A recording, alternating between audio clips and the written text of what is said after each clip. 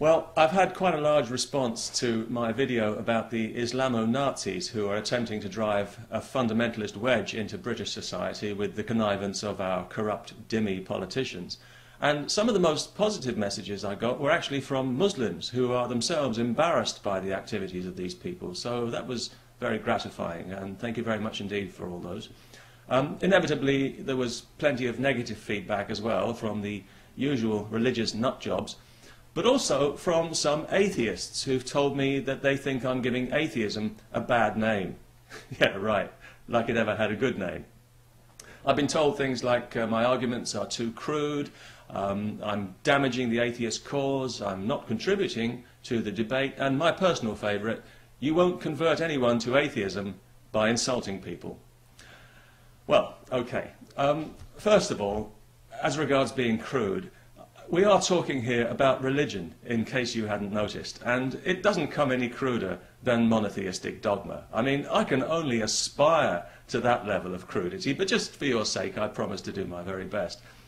Obviously, I'd like to show more respect to people's sincerely held beliefs. Of course I would, but unfortunately, that would violate my own sincerely held belief that religion is a filthy lie and a threat to civilization. So you can see the problem I've got with that. Besides, I don't think that I'm insulting anyone who doesn't deserve it 1,000 times over. I also think that if we did a bit more insulting and a bit less pointless debating, then religion might not have such a falsely inflated idea of its own importance, and there might not be so many people on this planet who want us all to live our lives according to ideas and stories that would embarrass a second-rate fantasy novelist. I think to engage dogma in debate is to legitimize it and to confer on it a status that it simply doesn't deserve. With its arrogant intrusiveness, I think it long ago forfeited any claim it may have had to be treated with respect. Too many liberties have already been taken. Religious dogma has been allowed to encroach on ground it has no right to occupy, and to claim authority where it has no authority to claim anything. And I don't think that this is a matter for polite debate. Especially when all you're going to get is the usual raft of glibly held but unexamined certainties hammered home like coffin nails at every opportunity. Because dogma is blind and deaf to anything that reason has to offer. Faith is non-negotiable, so where exactly is the debate? You obey the rules of reason, religion ignores them and neutralizes your argument before you even opened your mouth.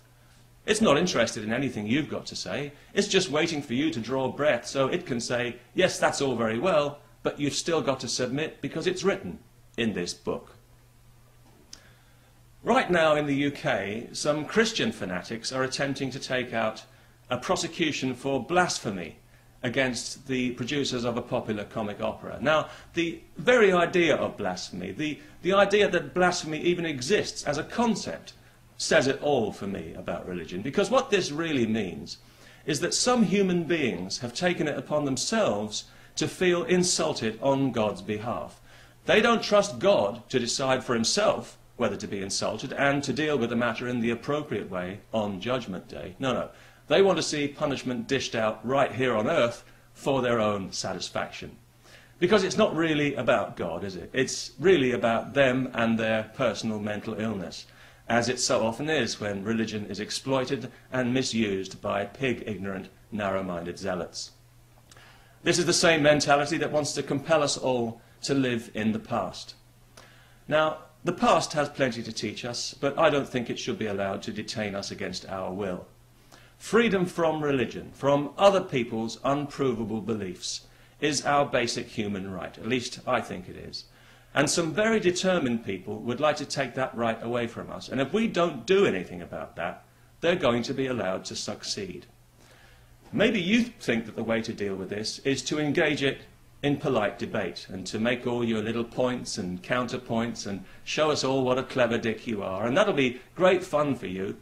And the good news is you don't even have to worry about somebody like me coming along and damaging your cause, because you haven't got a cause. What you've got is a hobby.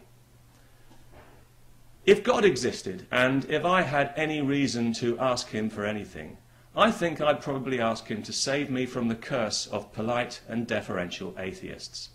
Religion is out of control right now precisely because too many people have been too diplomatic for too long.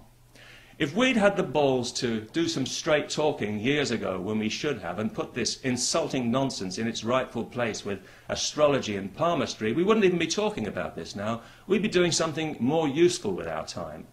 What a waste of an enlightenment. So my position is pretty clear. Believe whatever you want, but if you want me to believe it, then provide evidence or expect mockery and ridicule. Do not expect polite debate. I'm not trying to convert anyone to anything. I don't give a damn what anyone believes, as long as I don't have to keep hearing about it. And by the way, that would include condescending atheists, just for future reference. I'm not interested in arguing about whether God exists or not. I couldn't give a shit. If he does, he can go and suck eggs for all I care. In fact, he can know himself in the biblical sense. Because I want nothing to do with any God who would encourage murder on his behalf, which the God of the desert repeatedly does. In fact, I'm ashamed and embarrassed to have been created by somebody with such moronic values, which is why you'll never hear me bragging about it.